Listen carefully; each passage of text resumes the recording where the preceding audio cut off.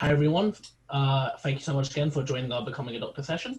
So this one will be on contracts annual leave, hosted by Dr. Ryan, and we're going to have just an intro by the BMA, quickly just explain what they do and how they get involved. Regarding the presentation, if at any point you have any questions about what's going on during the presentation, put it in the chat, put it in the Q&A box. If you're on Facebook, comment it, and Ryan will get to them when it's appropriate. Otherwise, I'll hand it off to you, James. Thank you very much. So yeah, it's fantastic to be here to support your tutorial today. So just to introduce myself, my name is James Pell. I am the BMA's Membership Development Manager for the East Midlands. So if any of you are working in the region, normally I'd be coming in to see you face to face, to do presentations and bring along a stand, lots of freebies, lots of free food. Hopefully we'll get to do that sometime in the near future. But for the time being, we have to present like this. I'm sure you've seen the BMA in the news a lot recently, lobbying the government on PPE, on protecting BAME doctors, on death in service. But this is just a little guide as to what the BMA do, not only to help you as an individual, but also how we protect the medical profession as a whole. So just for starters, the BMA is the trade union and professional association for doctors in the UK. So when you need employment advice, if you need counselling, if you need career advice, the BMA is your point of call. And it's really important that you know exactly who to turn to if you ever do encounter any issues. We don't want you to need your trade union all the time, but it's really important to know if you do encounter an issue, then we are the people to turn to. I must also point out we are separate to defence organisations. So you may be a member of the MDU or MPS or MDDUS. We offer a completely separate service. So we recommend that you have both trade union and defence union coverage. As your trade union, we are the leading voice for change in the NHS and change in the medical profession. So in terms of your representation, we stand up for junior doctors both individually and collectively at both local and national level. So around 40% of all the negotiations that we do are local. So it's not just national changes that we look for. We work with the UK government to lobby for improvements in the medical profession. I'm going to give you some examples. And essentially being a member of your trade union is you as an individual providing support for the wider profession. So you may not need us every day, you may not need us every week, but I can guarantee that somewhere in the country there will be one of your colleagues who will desperately need trade union representation, and one day that will also be you. So joining a union is essentially providing support for everyone who's in the same position as yourself. So in terms of the examples of recent victories, you may have come across some of these before. 2019, the BMA successfully negotiated improvements to the 2016 junior doctors contract. So you may have been aware that the BMA held industrial action over the 2016 contract. Thankfully, we are now out of dispute with the government because we held a BMA referendum and in 2019, and 82% of those who voted approved the new conditions, which prompted the government to spend £150 million on the new contract. And this has included so many different improvements, including, say, shared parental leave. So now doctors can now share up to 50 weeks of parental leave between them, which gives you so much more flexibility when it comes to your work and family life. We led a charter called the Fatigue and Facilities Charter. This is a pledge from the government that at least £30,000 will be spent on every trust in the UK, and that money has to be spent on rest facilities for junior doctors. So every trust will get at least £30,000, or it can go up to £60,000 depending on the local need. All of that money has to be spent and approved by your junior doctor forum as well. So it's not spent by the powers that be, it is spent by you guys. That's the strength of a trade union, is that you guys run it. I'm just an employee. You guys get to run it and you guys get to make the decisions. We also got you some pay increase on weekend and night shifts as well. If you want any further information about any of the kind of victories that we win for you guys, then please visit the BMA website, because there's so many more as well. In terms of individual employment advice, we do a hell of a lot to support our members when they need us. So in 2019, we checked 5,600 contracts. I'm going to go into a little bit more detail in a minute about how you can get your contract checked. But we want this to be the very first thing you do when you start your role, is to get your contract checked by us. Currently, we're handling over 20,000 junior doctor member cases. So during the COVID-19 crisis, for instance, we've already handled 19,000 cases. This can be on so many different things, whether it be your pay, your working conditions, your rota, your pension, tax, annual leave, study leave, any aspect of your working life. We are currently handling issues for members across the UK. And in the last 12 years, we've won over £17 million for our members, which is an extortionate amount. And this can be, again, for so many different reasons. I encountered a consultant once who, for instance, had never checked their payslip. For about 10 years, they didn't check their payslip. And it turned out they were owed about £100,000 because they'd been underpaid. We won that money back for them. It's the kind of thing that we do. And it's a hell of a lot easier to do it when you've got your trade union backing you. So moving on to contract checking. Before you sign on the dotted line, whether you are starting your first role or whether you're moving into a new role, please make sure you send it to the BMA. As I mentioned, we checked over 5,500 contracts last year. 20% of the contracts we checked in 2019 deviated from the national model, which is quite an alarming figure, so 1 in 5. And that can be on any kind of issue. It could be on underpayment or overpayment. It could be on your study leave entitlements. It could be on annual leave. But it's really important that you check it with us. So you can email it to us using the link at the bottom, bma.org.uk/contract checking. Our employment advisors can take up to 5 working days. We send it back to you. If the contract is not compliant, then the trust have to change it. And if the trust don't change it, you can come back to the BMA and we'll advise you exactly how to proceed. But before you sign it, please make sure that you send it to us. So moving on to rota checking, this is even easier to use. So the BMA has a rota checking template on the website. All you have to do is input your rota into our template, and it will tell you immediately if it is not compliant. And it will also tell you why it's not compliant as well, whether it be too many weekend shifts in a row, too many night shifts, too many long shifts. If your rota is not compliant, you will be referred to one of our local employment advisors, and they will be able to tell you how to proceed. So the BMA has over 230 local advisors who will be able to support you on any kind of local issues. So not just that we lobby the government nationally, we also sit on every LNC and junior doctor forum so that we can ensure that all your local issues are answered as well. So as well as being your trade union, we are also your professional association, and we do this by helping you at every step of your career in terms of your professional development. So via BMA membership, you also get a free subscription to the British Medical Journal. Hopefully you've read 1 or 2 in your time.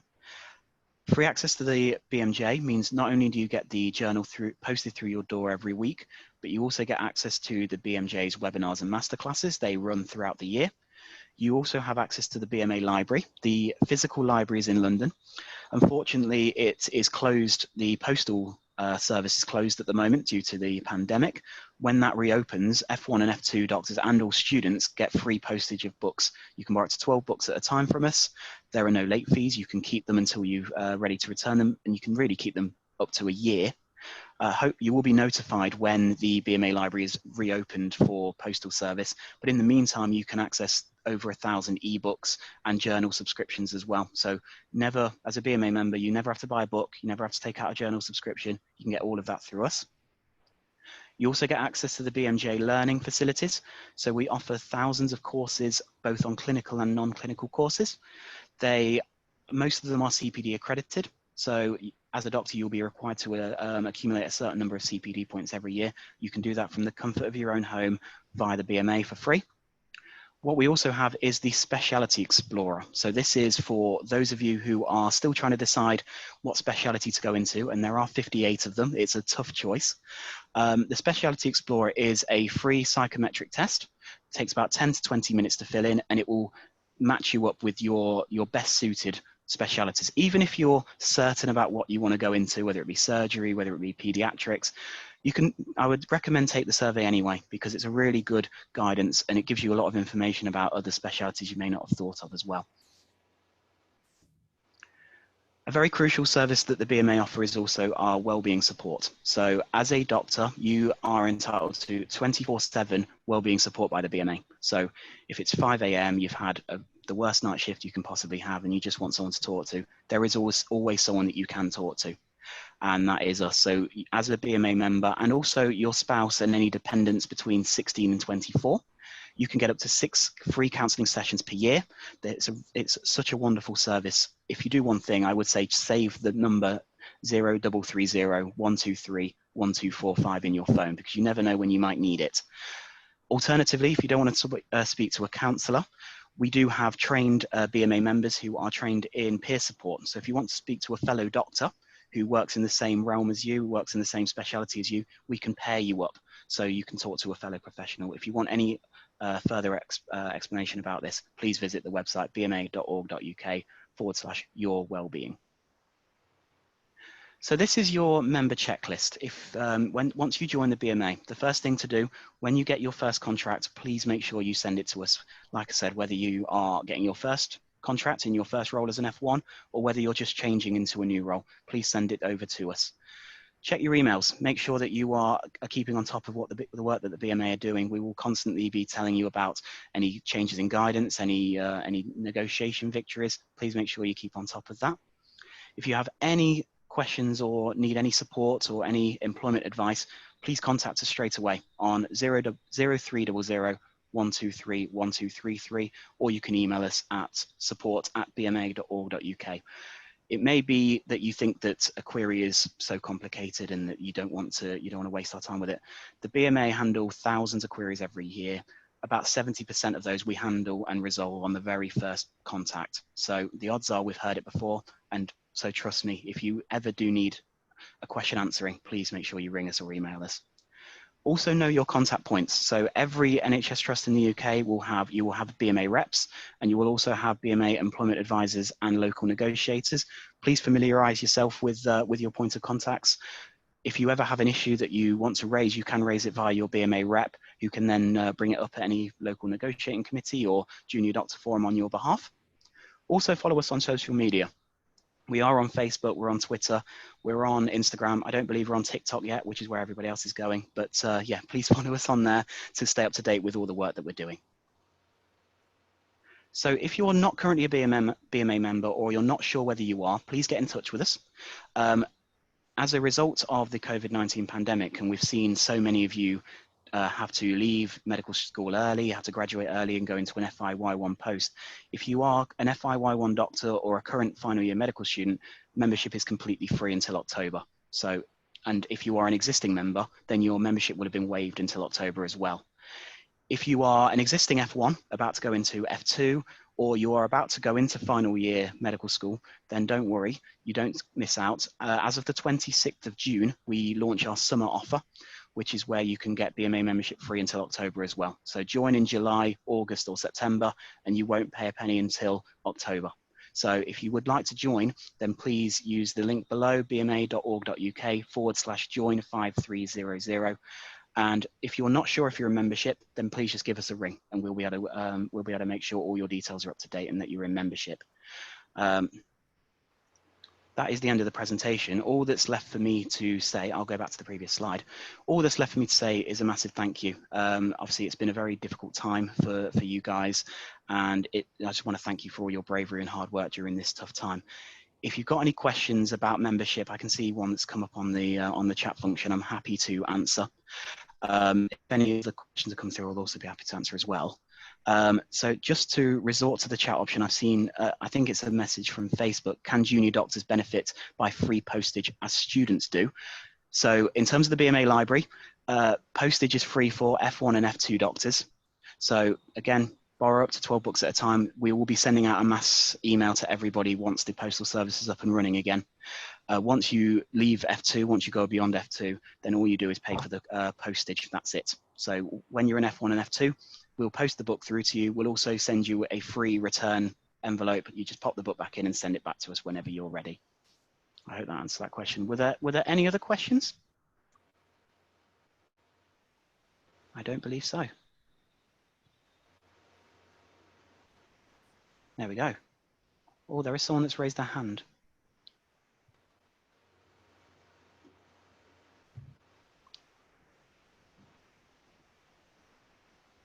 Was there anybody else with a question?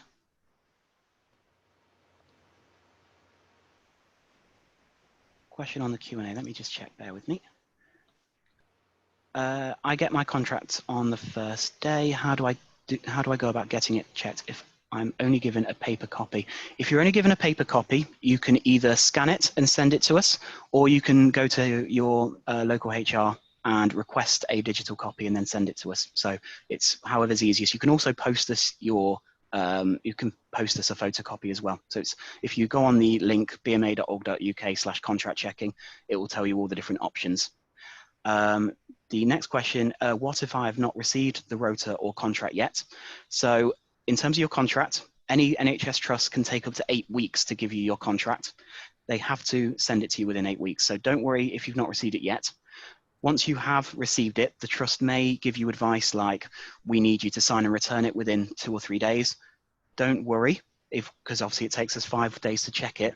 In the UK, it is a legal right for you to have your contract checked. So you can still send it to us and we can check it for you in time. If you haven't received your rota or contract within 8 weeks, get in touch with the BMA and we'll be able to talk you through how to go about obtaining that. And were there anything else? Is that within 8 weeks of starting? Yes, it's within 8 weeks of starting. So yes, that's within 8 weeks of starting your role. So if you start your F1 role in August, or if you've started in May or June, then it can be within 8 weeks of your start date.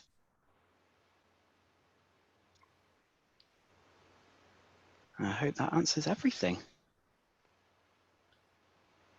Perfect. So if you do have any further questions, obviously, please give the BMA a ring or drop us an email. As I say, it's really, really easy to do. We've got our first point of contact team who are excellent and are very, very knowledgeable. And also you can get in touch with your local reps as well. So yeah, without further ado, I will stop sharing my screen and I'll pass you on. Brilliant. Thank you so much, James. I hope you can all hear me. Hi everyone, my name is Ryan. I'm current FY2 trainee working in the West Midlands, Birmingham. This talk today, I hope to cover a couple of things that you might not be so familiar with. I'm just going to get my screen share sorted. Bear with me a moment.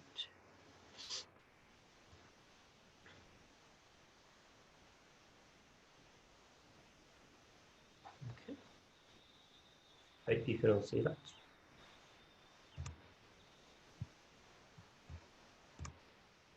Okay, great. So the aim really of this talk is to cover admittedly rather boring topic of admin today. There is a lot of things to be sorted out before you start in just a few short months. Obviously, just to clarify, this talk is aimed at new F1s who are going to be starting in August, and also those FIY ones who are currently on placement at the moment. Initially, it was going to be focused on talking about sort of just taking leave, hence the very witty title. But I thought it might be useful to cover a few additional things to start with. So sort of things like what documents you need to prepare before you start, a little bit about your contract, although James has covered quite a lot of that already. And again, what your rota should look like. Again, James has covered a lot of that, but from a foundation trainee point of view, what sort of things you need to know.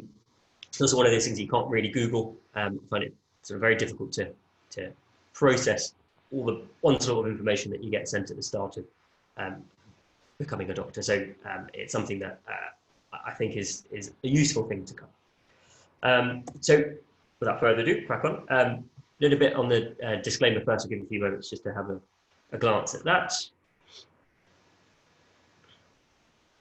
Okay, this will all be available on the slides on the website and on the Facebook recording.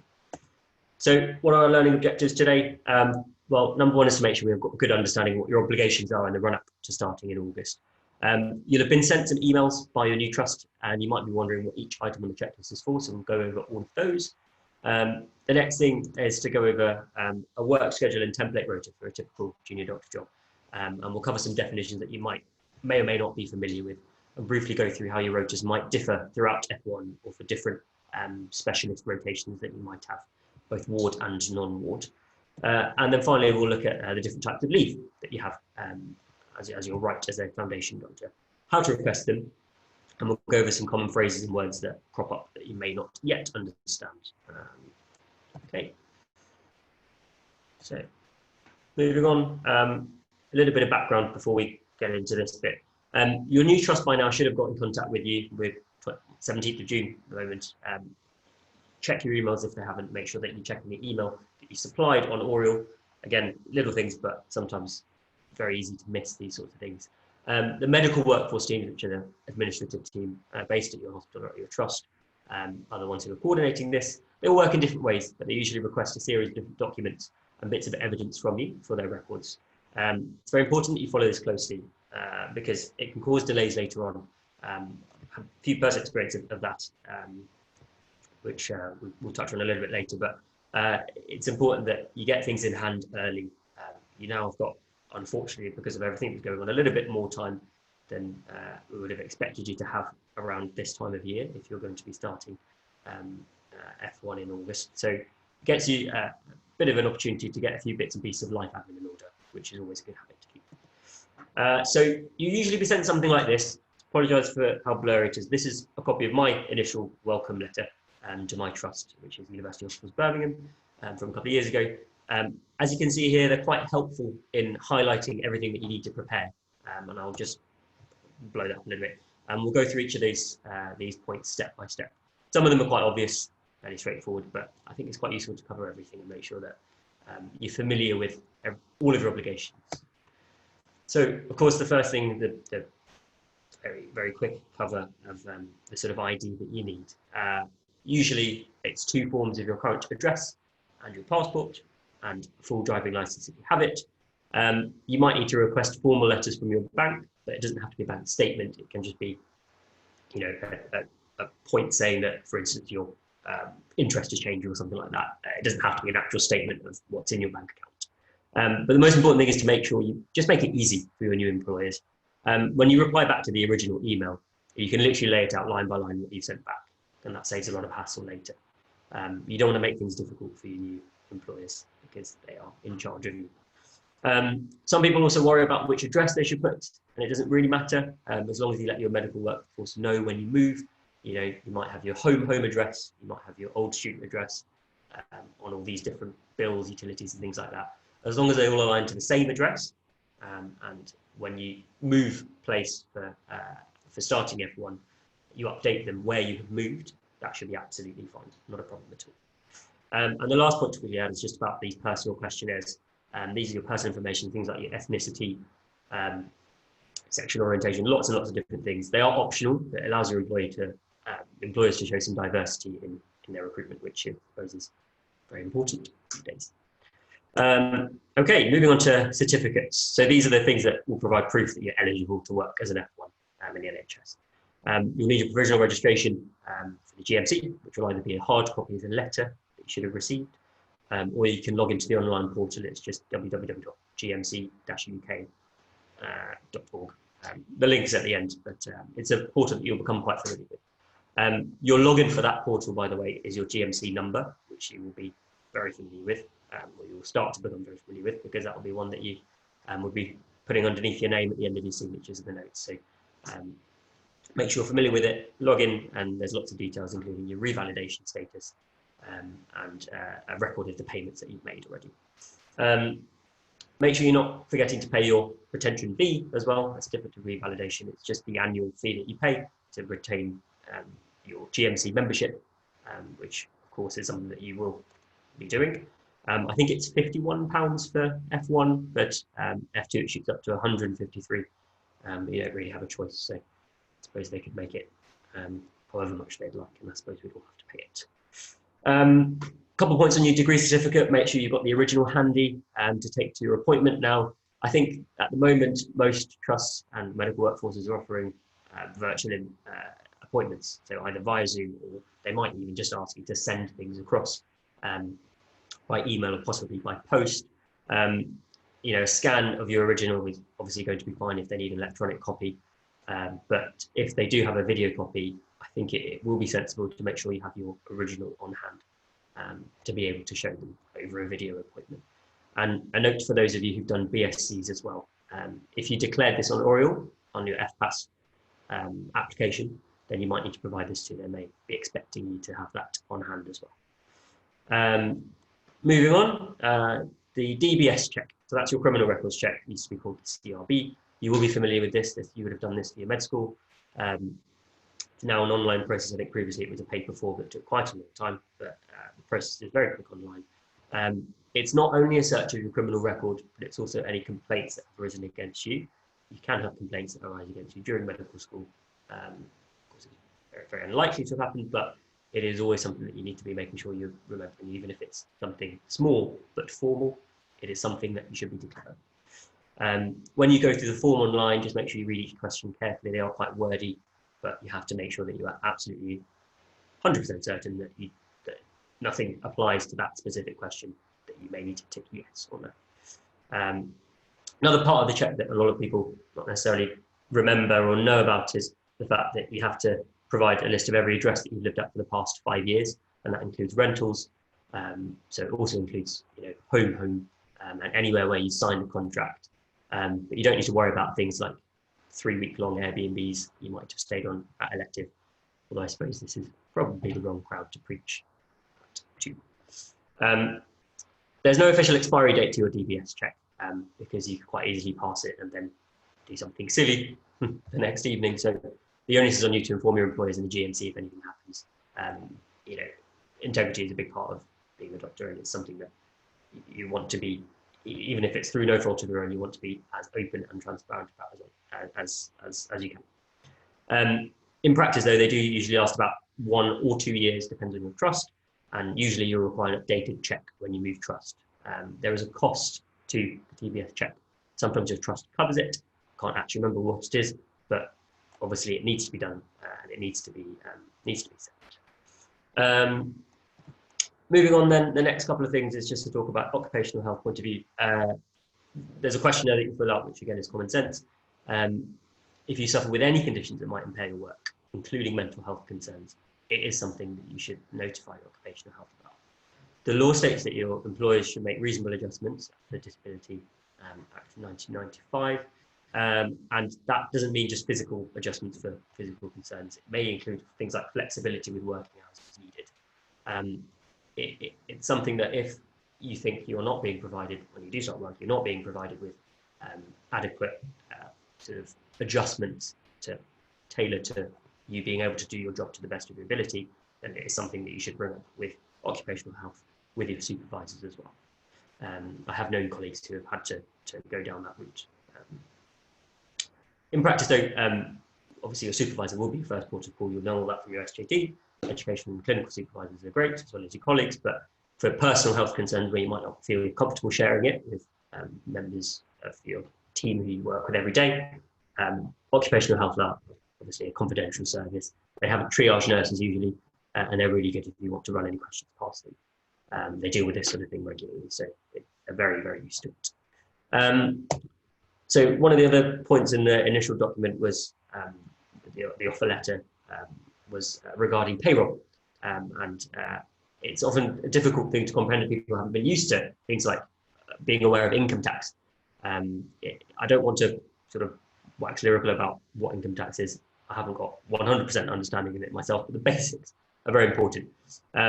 You need to know what deductions you're going to be having from your salary, and you need to be knowing whether your tax code is correct. Essentially, just the basics of it. As an NHS doctor, all of your income above the personal allowance is taxable, and that's taken out as a monthly pay-as-you-earn, PAYE, payee, and you'll see that word payee on your pay slips. If you've had a previous full-time job, you will have been given a P45 form by your employer when you leave, and that's something that you'll need to provide. Most people don't have that. New F1 starters won't have been in a full-time contracted job before. Of course, some of you might have, but the purpose of it is to allow, to help payroll to calculate your tax code. But they also do that by providing you your HMRC starter checklist, which takes into account a few different things: your current employment status, the student loans that you've got outstanding. Now, you all likely started out after September the 1st, 2012, which is when the new student loan repayment schedule was agreed. So you should tick that box. And the last thing that the starter checklist takes into account, is your postgrad loans, if there are any that you have taken out. Quick note about your P60 as well. You might have heard some of these terms. It's easy to get confused in all the names. P45 is given to you when you leave. an employer, your P60 is something that you'll need in the future, but you don't need to worry about now. It's a record of your tax that you've paid in the tax year, which runs from April to April. So you will be sent this by the very end of March 2021. Okay, other deductions that you might see on your payslip. So these are things that will be taken off your gross salary. National insurance is going to be the first one. You'll have a national insurance number that you need to provide in all of this correspondence. So again, make sure you're familiar with that. But the purpose of that is that you can receive your things like your state pension. Student loans we covered very briefly, but again, something that you will be repaying. You can work out the correct schedule, but usually your medical workforce will suggest to you the right schedule that you need to pay it back. There's not going to be too much leeway in that, really, and it's certainly a good idea to start getting it paid off at this stage. Okay. The NHS pension scheme is opt-in. It's a really good scheme because it's tailored to the NHS pay scales. At the moment, I think I'm currently receiving 9% pension, which is very good compared to the national insurance state pension. So there's almost no drawbacks to signing up to the NHS pension scheme. It's run by the BSA, but your workforce will coordinate it for you. And the last thing that you might see on your payslip that will be a deduction is things like a mess fee. Now, when you start, you'll have a lot of emails from your mess coordinators bombarding you, asking you to sign up to it. It can seem like a bit of a waste of money. Sometimes it's around £10 a month. I think that's probably fairly standard cost. Actually, that's what my trust is. But I think it's quite a useful thing to be taking out and to be investing in. It allows you to make use of the facilities. You know, you'll have a mess room. You'll have just things like teas, coffee, snacks in the room, and you do see that money being put to use, not just for snacks and things, but also for social events, equipment that's broken that might be provided. You might have a good space in the mess that they can have things like a pool table, computers, printers. Essentially just a social space that it's good to unwind in. You'll cross over with a lot of your other F1 colleagues in the mess who you don't work with, which is always nice. Just a quick word on registering as a locum. Some of you might be sent a locum register consent form in your pre-employment checks. Again, I'm sure you're familiar with it, but just to very quickly go over what a locum shift is. It's essentially just working extra shifts on top of your normal rotated work for more money. It varies by trust, but most trusts allow you to sign up from F1. So now others will allow you from F2, where you'll be an SHO and be put and offered SHO jobs onwards. Most of them will have an in-house locum register, which the medical workforce also coordinate, but others may need you to sign up to an agency, and they'll provide you the details for that. And the agency are paid by the NHS to represent you and find you shifts. And they also coordinate your payments as well. The only criteria to signing up is opting out of the working time regulations, which essentially means you're allowing yourself to work beyond 48 hours per week. But this doesn't replace the fact that you must have a 30-minute unpaid break for every 8 hours of locum work that you do. I'm just going to pause there for a second. So I think we've had a couple of questions.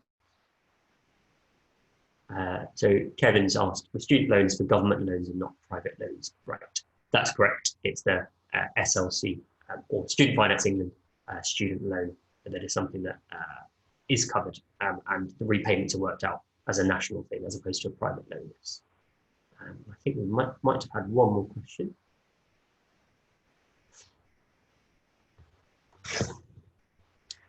Is there any downside to not opting out of the working time regulations? I mean, it's something that not really. Even if you do opt out, you don't have to comply with going on to taking locum shifts.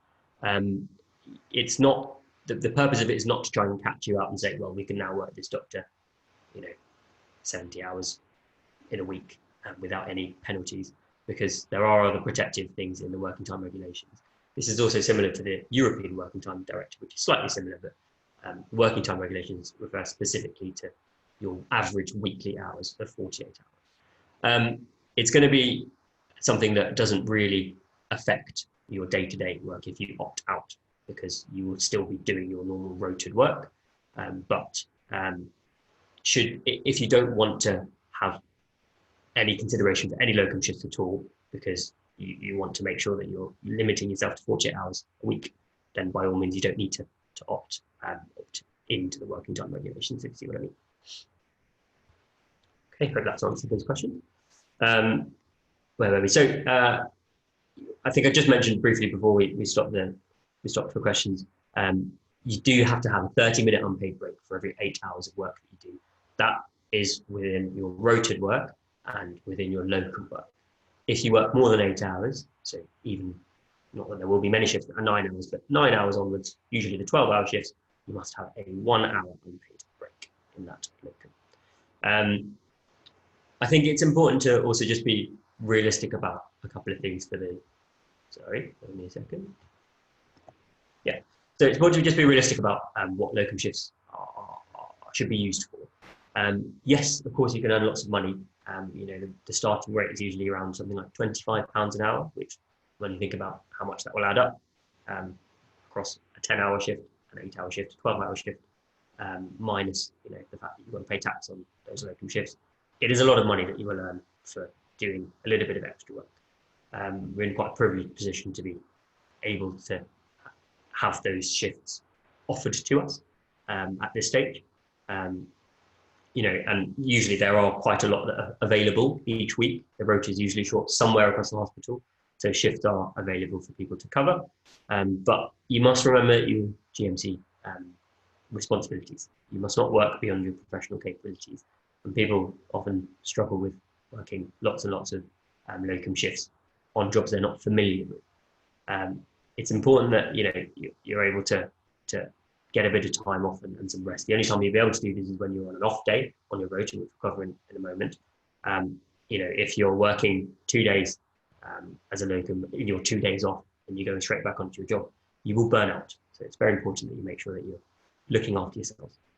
You know, things are different at the moment. Things are quite tough, and things will start to change when we have the second wave coming in the next few months.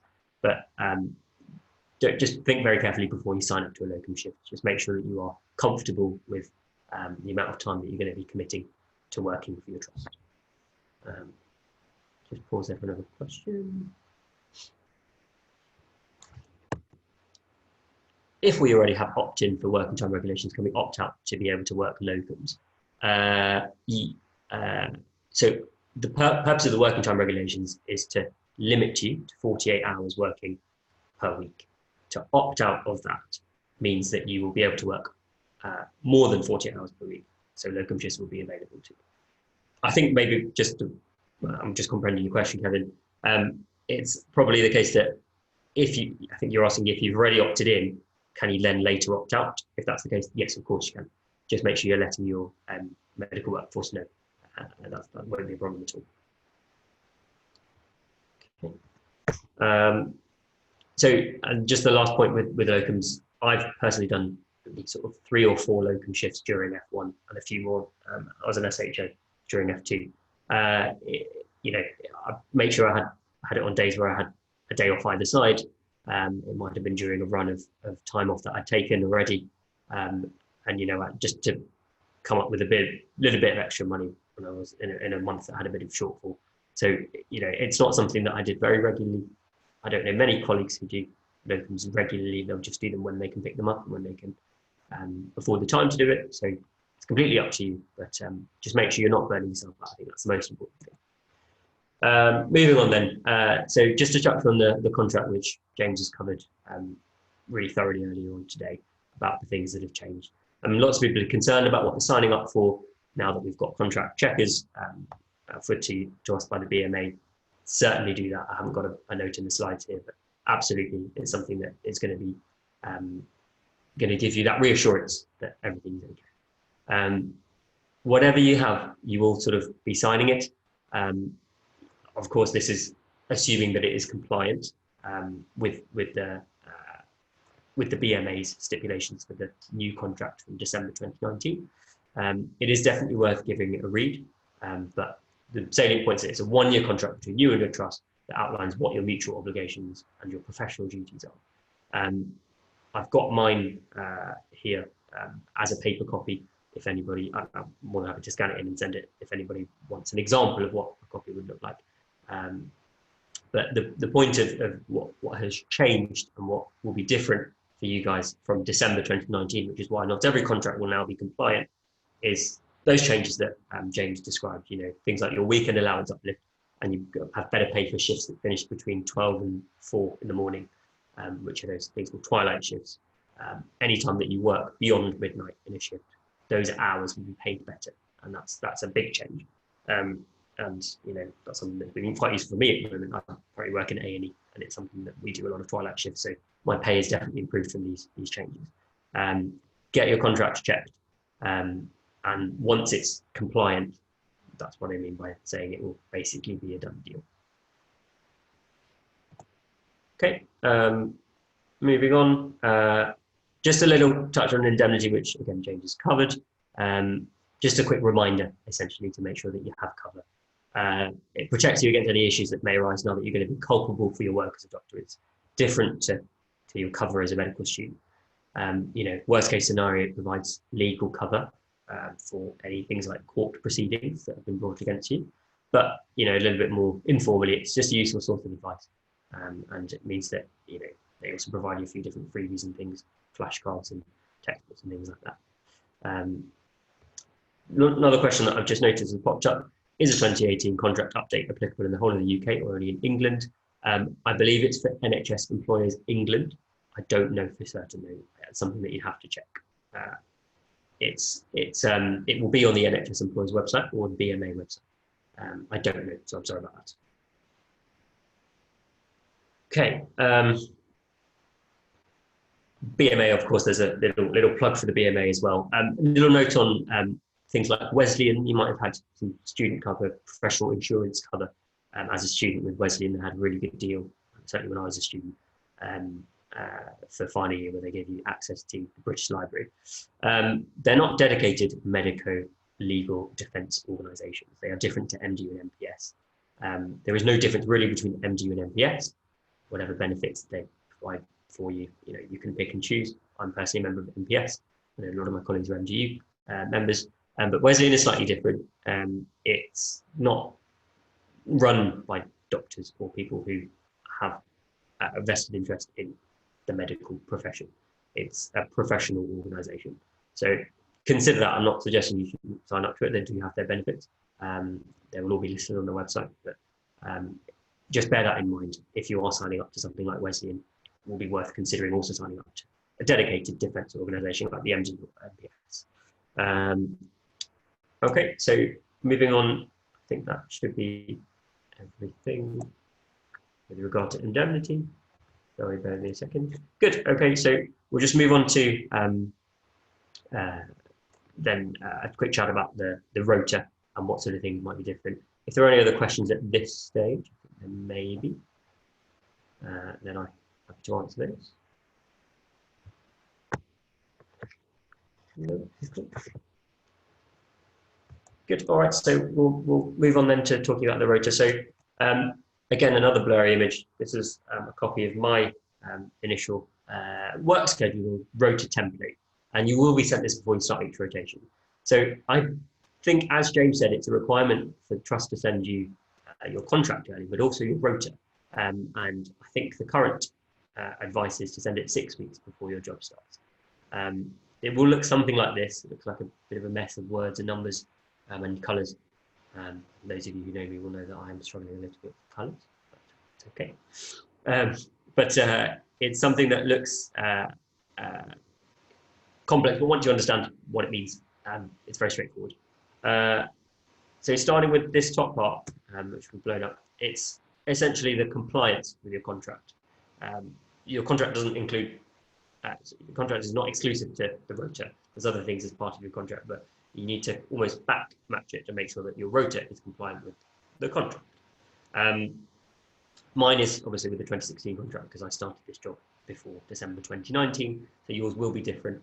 But essentially all of these points that say pass should be something that yours will say. There are quite a few stipulations here. Again, I don't know what has changed specifically compared to your to the 2018 update, 2019 update. But my Rota, initial Rota, passed all of those pointers. If they don't pass, I'm not sure why your coordinator would send it to you if it met fail, but you should let your coordinator know, and they'll be able to get it checked and rechanged, because it should pass all of those filters. And then the next part is the template rota or the working arrangement. This is quite a typical one, and we'll just spend a couple of minutes just going through this because it can look a bit confusing, but this is a very typical sort of rota that you might see. This is the template, which means that you can be inserted into this rota on any week. Sometimes they run at 14-week cycles, which just makes things a little bit easier to work out to about 3 months. But other times it's the full 17-week cycle, which is the length of your first placement usually, so 17 or 18 weeks. Each week has got different colours for different definitions of shift, which we'll go through in a moment. But I mean, just kind of things to point out really, I suppose. The white spots are the days off. Doesn't look like there's a huge number of days off, but those are what we call 0 days, which we'll touch on in a moment. You've got night shifts that, because you're technically being paid for the morning of the final night shift, that week 6 looks like you'd be working 5 days in a row. At a quick glance, you're not, you're just doing nights Monday to Thursday. You might have shifts that have shorter normal working days. So week 11 has got a 7:45 till 4 shift. Week 10 has got a 7:45 till 5. These chop and change so that the rota is going to be compliant. And that's something that your rota coordinator be well versed with. Okay, so moving on to another example. So that first one was my TNO, trauma and orthopedics F1 surgical rota, and this second one was my medical oncology F1 medical ward rota. And it's something that looks a little bit more busy actually. It looks like you've got fewer days off, but important to note that working day is shorter. So my working day was 8:30 till 4:30, which is 1 hour shorter than my normal 8 till 5 shift on TNO, which is why they're allowed to slot in a few extra days, which a little bit cheeky, but I suppose it's just how it is. Again, you've got those nights that run from 8:30 till 12 o'clock on one day, and then from midnight till 9 o'clock, which is essentially an 8:30 till 9 overnight on a Friday night or a Saturday night. And you've got things like long days across weekends as well.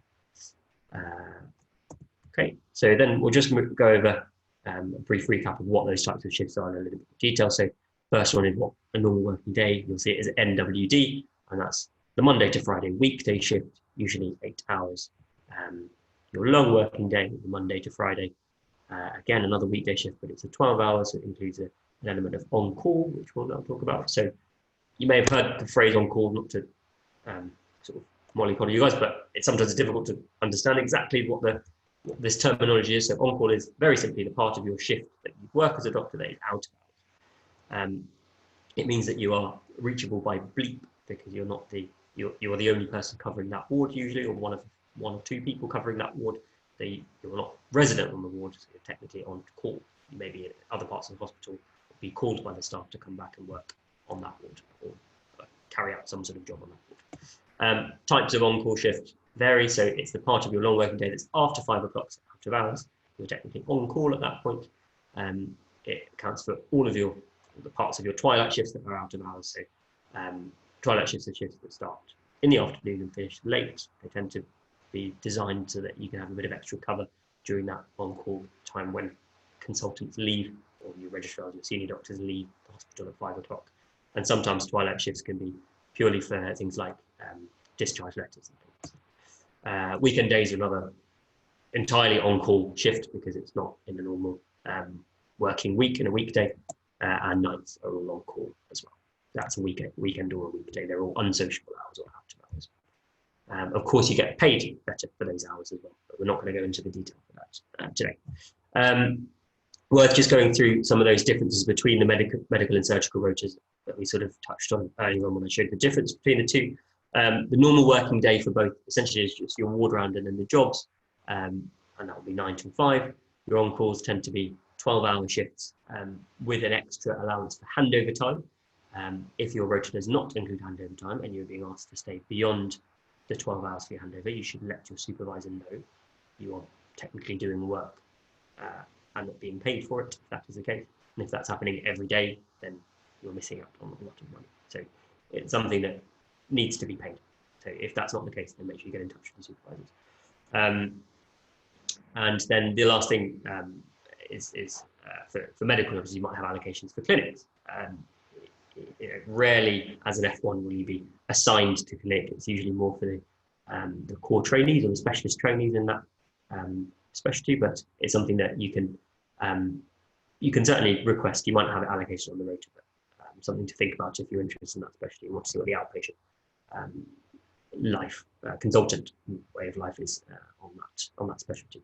The surgical jobs will have slightly earlier start time because the surgical ward runs, as I'm sure you'll remember from your diligent attendance of medical school placements, is from 8 o'clock in the morning. You might have even a little bit earlier than that for things like trauma meetings, any of the MDTs, trauma and orthopedic jobs will always have a trauma meeting, usually daily, or an X-ray meeting. And you might have a weekly MDT that starts a bit earlier as well. Example of a shift that I had was a 7:45 till 5, which feels like quite a long day, but you do get the time off after it as 0 days. There may also be things like 8 till 6 as well. That might be an example of a normal working day.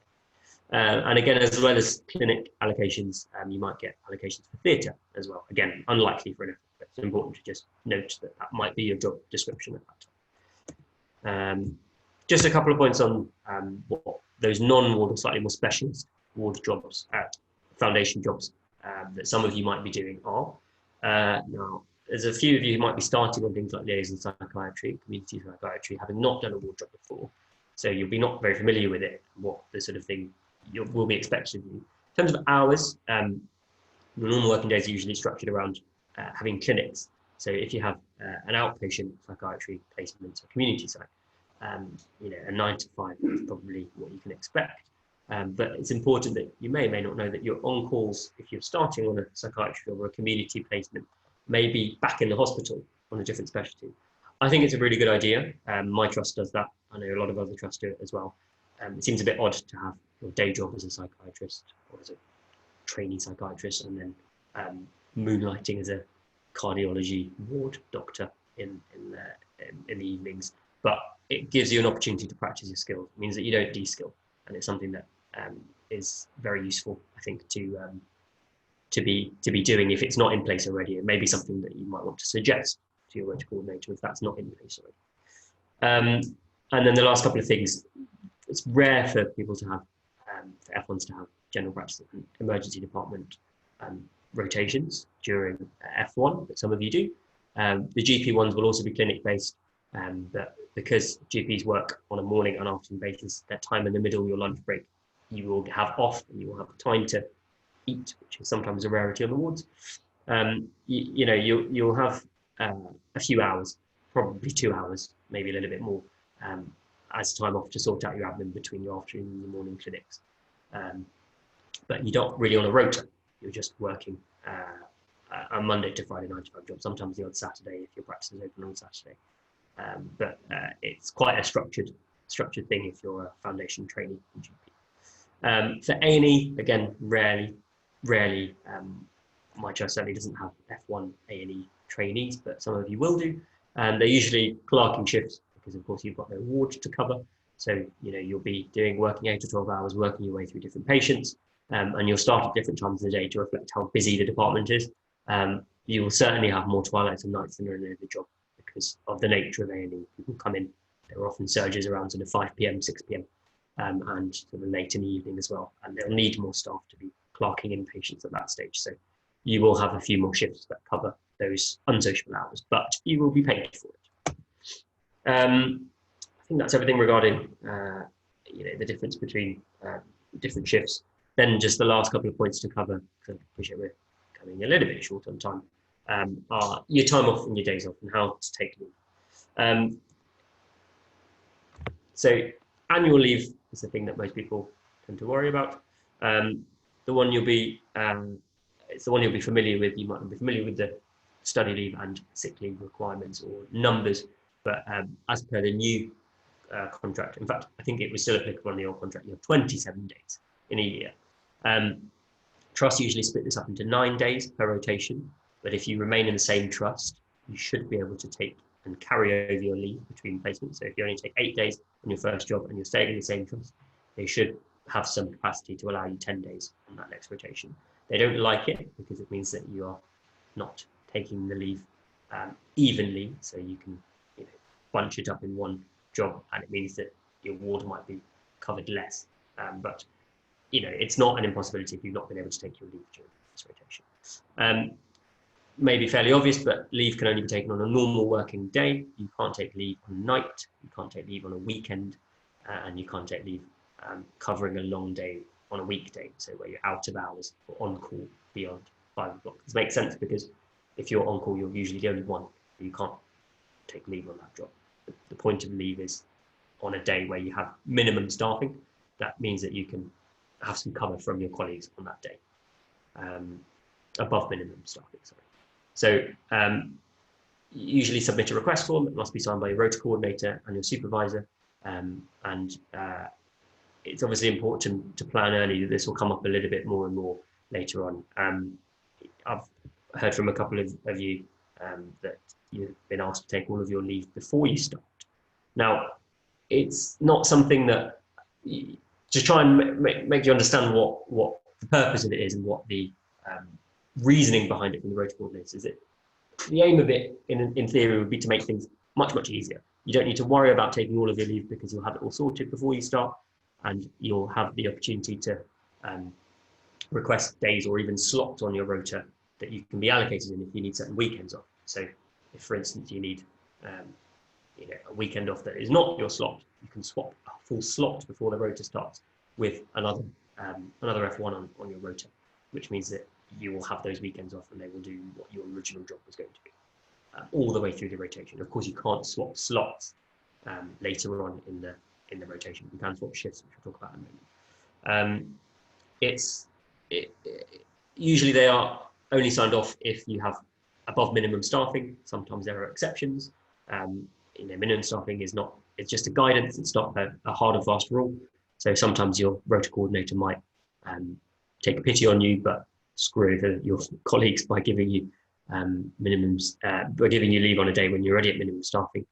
That is something I've had personal experience of, but it's usually resolved fairly quickly by just making sure you're having a discussion, because people may not realise that it's something that's been approved. You might have minimum notice to request leave. Things like 2 weeks is usually what rota coordinators say. In practice, there's nothing that can't be solved with a little bit of charm on the phone. So just try and stick to the rules, because the rules are there for a reason. It just allows things to run a bit more smoothly.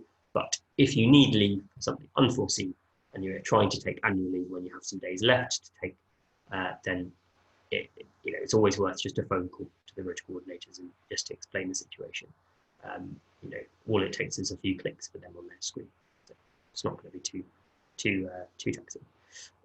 People take leave in different ways. So at the start of your rotation, when you had your induction and things, you might want a little bit of time to settle in.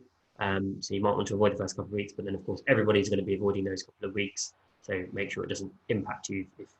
If you have an opportunity to take leave early on, then do it. You don't want to miss out on it. Some people also like to match it up with the 0 days they have on the rota. So to clarify what a 0 day is, it's essentially your time off after an on-call, or to prevent you from going beyond the rota. It's essentially you are scheduled an off day on your rota. That's those white blank spots in the weekdays on the old template rota, which I showed you earlier on. If you have a couple of those in a week, just for whatever reason, you may only need to take 2 days of annual leave in a week to get the full week off. It's often useful to plan your annual leave around your 0 days if you don't have any specific requirements for your annual leave. And of course, a lot of people tend to bunch it all towards the end. Book it early, but request the final week off so that you've got a bit of time to settle into your new job after the 4 months of your first job. That can be a good idea. I tend to like taking the final 2 days, the Monday and Tuesday, if I can, of leave before starting the new job on the Wednesday. Just gives me a little bit of time if I'm moving hospital or location to get used to the idea and have a couple of days off. Okay, I think that's everything regarding annual leave. A couple of things that again will be very, very obvious, straightforward, but study leave is another thing that can be requested. Now, it does depend on your trust, and I think James will probably be a bit more familiar with, any of his BMA colleagues be a bit more familiar than me about what the requirements are. But for my trust, we weren't allowed to take study leave during F1 unless in exceptional circumstances. And for some reason, one of those exceptional circumstances was career planning. I've taken most of my study leave during F2. Make sure you use it. It is 14 days of paid time off to do something that you want to be doing, that will show an interest in whatever specialty you're planning to pursue. Conferences and courses, of course, take a couple of days, and that's why they've given so much allocation. Maybe that you need to travel. Expenses may or may not be covered. Again, this will all be trust specific, so I can't give too much general advice, but just make sure that you're familiar with what your trust is able to offer you in terms of study leave and expenses. Taster weeks, again, full 5 days in a working week might be taken up by a taster week. That can be really useful, especially if you don't have a job in the rotation that a rotation in the job that you're thinking about pursuing. I think that's it really for study leave. Sick leave, you technically, I think, as per your contract, you have 20 days of leave to take in a full year. If you need more than 20, if you have a chronic illness, or if it's something that is affecting your work to the point where it is unforeseen that you've not been able to have those flexible working arrangements made by Occupational Health, then beyond 20, you'll need to just make sure that you're letting your supervisor and the foundation program training director know. I suppose the reasoning behind that is to prevent people from clicking and saying that you're sick. Again, integrity is a big part of things, like I mentioned before. And beyond 20 days, if you haven't got a good reason for it, is something that may appear suspicious, and I think that's the reason behind it. So I'm sure if there is a valid reason, there wouldn't be any hold-ups at all after a meeting, but it's important that you just keep an eye on how many days off that you've been sick. Of course, you can't help it, but make sure that you're aware. And then just a little bit of advice for when you take sick leave, what to do, really. You must tell your supervisor. You remember this from medical school, that the consultant in charge on the ward that day, if that's not your supervisor. Also good courtesy to tell your colleagues, of course. And if you're doing an on-call and you are sick and not able to work the shift, so of course an on-call is when it's just going to be you covering that shift, then it's important that you let the right people know. The consultant will be the first person to tell. There will be a consultant on call who you'll be able to call at home, who will appreciate you letting them know that their junior is not available to work on the shift. And they may ask you to get in touch with the site team or bed managers. Now, the site team, usually associated with patient flow, they manage patients moving up to the wards from different departments. But they are also in charge of contacting agencies to find locums at a short notice because they work out of hours. I've just seen there's a question that's popped up, so I'll bring that up. Do taster weeks have to be at the hospital you work at? No, they don't. Taster weeks are something that can be taken wherever. It's something that if you get in touch with the consultant who is either on that ward or somebody that you may know, who knows that consultant, they might be able to arrange it for you and sign it off without the supervisor needing to sign it off if they're not able to do it for whatever reason. You can take taster weeks, especially if you're working like a DGH, you might not have that service at your small hospital, and it might be that the local big teaching hospital has that service that you want to do. So absolutely, if it's within your trust, I think you can take taster weeks in other hospitals. Okay, I think we've covered discussion on leave. So then just a brief point on time off in lieu, because it might be a phrase that you've heard a lot of that you may not be familiar with. So it's a very, very simple definition. It's just your extra day off in lieu, which means in place of a bank holiday that you've worked. So that includes Christmas Day, New Year's Day, Boxing Day. In Scotland, it includes Burns Night, which is very interesting. Easter, Monday, Good Friday, and then of course all the usual May bank holidays. If you are working any hours on that day, including working a night shift, so for instance on a Sunday night before Easter Monday, you will be working 8 or 9 hours on Easter Monday morning and then have the rest of the day off because that might be your final shift. you will still get a day in lieu because you are working some hours. Even if you finish at twilight at 1 a.m. on Easter Monday, you will have an extra day off in lieu. Essentially works out as an extra day of annual leave. So if, for instance, you're working on this upcoming August bank holiday, in a couple of months' time on your rotas, then you will have 10 days of annual leave to take during this rotation. And the really good thing about time off in lieu is that it even counts for when you are allocated a 0 day on a bank holiday. What that means is if you have a day off that has been given to you or scheduled on the rota that splits up a long run of shifts, or if you're post nights, it also counts as a 0 day. So even, for instance, let's say there was a bank holiday on a Tuesday and you finish nights on the Monday morning, you will be, as an F1, you will have 2 days minimum, usually 3 days off post night. So you would be expected to come back into work on the Thursday or the Wednesday, but your Tuesday, day after you finish the night on the Monday morning, will be a 0 day, and you will have a day in lieu for a bank holiday cover on top of what you already been allocated. So it works exactly the same as if you'd worked that day, which is interesting and good, because it means you can have up to 12 days in a rotation, which is great. Another couple of questions. Are 0 days differentiated from just a normal day off on our rota? No, they're the same thing. So if you're scheduled a day off on a rota, it will say off, or it will be blank on your fancy Excel spreadsheet. That is a 0 day. It's I think quite an informal term. There's no official definition, I suppose, of it, but it's essentially a day that you're scheduled to be off. So they're the same thing. So moving on. Last couple of points on swaps. Sorry, I appreciate we're running over time a little bit, but we're practically at the end now. If you can't take annual leave on a shift and you need some time off, then you can arrange a swap. Now, your rota coordinators won't be very happy because swaps take a little bit of lateral thinking, and it's something that, if there is no direct swap, it can be quite difficult. If you're simply swapping an on-call for an on-call, and the days around those on-calls that you have swapped are the same for both of you, and there is literally no difference in that person, one person doing that shift or the other, then that's not a problem. But sometimes things get a bit hairy when you're swapping nights or swapping weekend days. It might mean that the person you're swapping with has a run of 7 in a row, which is not compliant with the rota. So you have to just be careful with the swaps that you're taking. Of course, if you need a weekend off, like I said earlier on, if you want to try and plan it now, then that might be a good idea. But if not, then it's going to be something that does tend to get a little bit more difficult. I think we have one more question. Are you allowed to take your lieu day off when you want to, or just allocate randomly? No, you can request it. So if you have your annual leave request form, you will have a little section that says, are you requesting any further lieu days as well?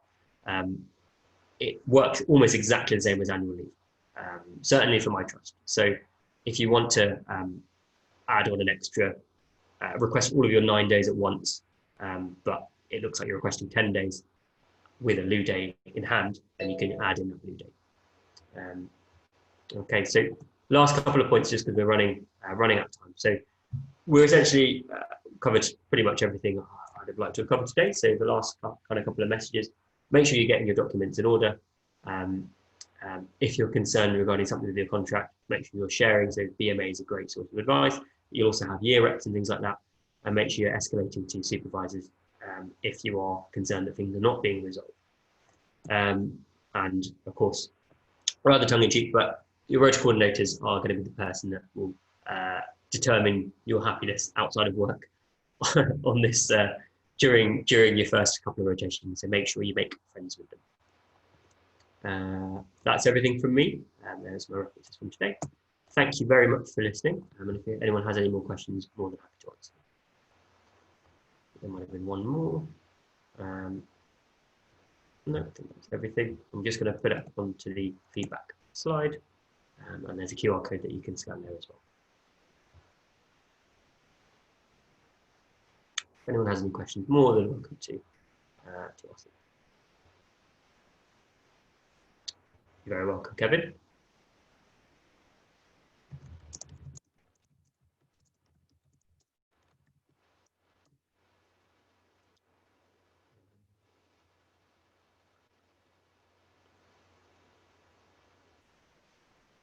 hope that was useful, guys. It's something that I know doesn't get taught very often. You'll have your tutorials on the medical side of things, but I think it's useful to just be familiar with the sorts of things that you're now going to start to be responsible for in the next couple of months. Good luck to you all. It's especially with the pandemic, things are very different at the moment, and my heartfelt condolences go out to those of you who haven't been able to come elective during this year. But things will be absolutely fine. You'll all hit the ground running when you start. FIY1s certainly will have a lot of experience, and when it comes to August the 5th, you will be a lot more comfortable having been in hospital already and knowing the sort of roles that you're expected to carry out. Thank you, of course, to Dr. Zaman and the rest of the team at Becoming a Doctor for letting me host today. Of course, thank you to James as well earlier on for giving his talk on the BMA. And if anyone's got any questions, more than happy to answer them. If you need my personal email, more than happy to provide it. But good luck to all of you, and thank you very much.